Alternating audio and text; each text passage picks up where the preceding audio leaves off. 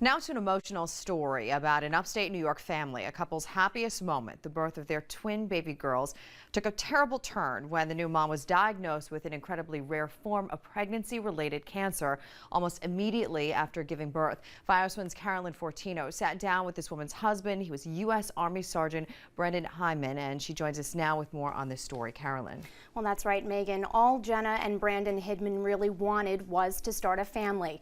Happily, Jenna became pregnant with twins, but she went into premature labor at just 30 weeks. That's when her doctors discovered she was suffering from choriocarcinoma, an extremely rare and fast-growing cancer that starts in the womb. She delivered healthy baby girls, but now their mom is fighting for her life. Something so beautiful and great, and that was supposed to happen, just it turns into a living nightmare. His nightmare began 3 weeks ago when his wife Jenna prematurely delivered twin girls Kinley and Aslan by cesarean section. Doctors then discovered the new mom's body was riddled with a rare, life-threatening pregnancy cancer called choriocarcinoma. Since that devastating diagnosis, Sergeant Hinman has been at his wife's bedside at Crouse Hospital in Syracuse. It hides in the placenta, it digs in, you can't detect it unless it's tested. And as soon as you give birth, it just shoots through the body like wildfire and just spreads. Jenna's cancer was undetected throughout her pregnancy and had advanced to stage 3 after her emergency C-section. Doctors say her body was filled with tumors and lesions, her condition compounded by a lung infection that caused her to bleed internally. Brandon says the most difficult decision he was forced to make was when medical experts suggested they place his wife in a coma in order to fight the cancer as aggressively as possible. When they took an x-ray, I realized her lungs were just full of blood.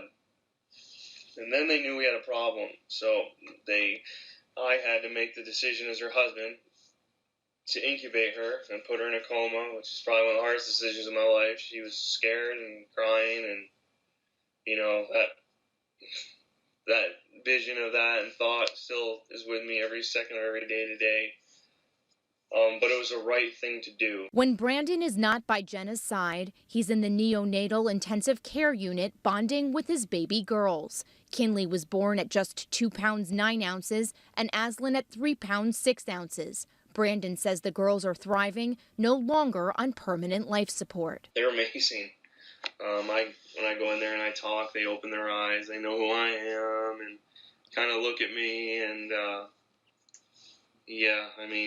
it hasn't really set in yet. The Hinman story has touched people from all over the world, many digging into their pockets and sending money to help the family. Brandon says Jenna is in critical condition, but she has been stabilized, and he vows to stay at her side until he, his wife, and his little girls can all leave as a family together.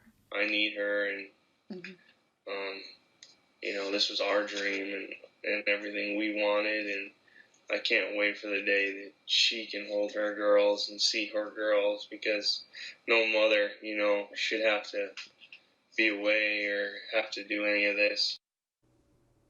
And we do have an update to bring you about Jenna's condition. After having been in the medically induced coma for several weeks, Jenna's doctors are now trying to wean her off of several different sedatives so that she can hold her baby girls for the first time. An experience that Brandon says will be the most beautiful moment he's ever experienced in his life. Now, if you at home want to know more about the Hinman story, or if you would like to help, please go to our website at fios1news.com. And Mike and Megan, I think the most ironic part about this story is that Brandon was serving in the infantry in Afghanistan, and thankfully he came home untouched, and unfortunately his wife comes down with this absolutely devastating illness. It's so rare. I've never heard of anything like this. He still has to be the warrior of the family then. That has to be his job. He has to be the warrior. He has to be the rock, and and he's mentioned that he needs to just be there for his family.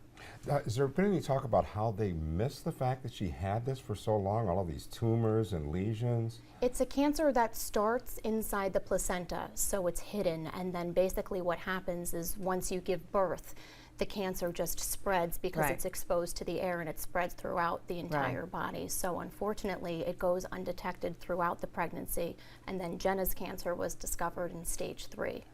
The prognosis now?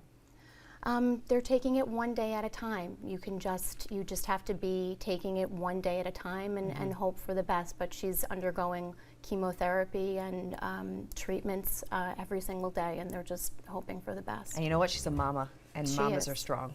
She is. All right, keep us updated on this story, Carolyn. Thank you. Thanks, Carolyn. And we'll be right back.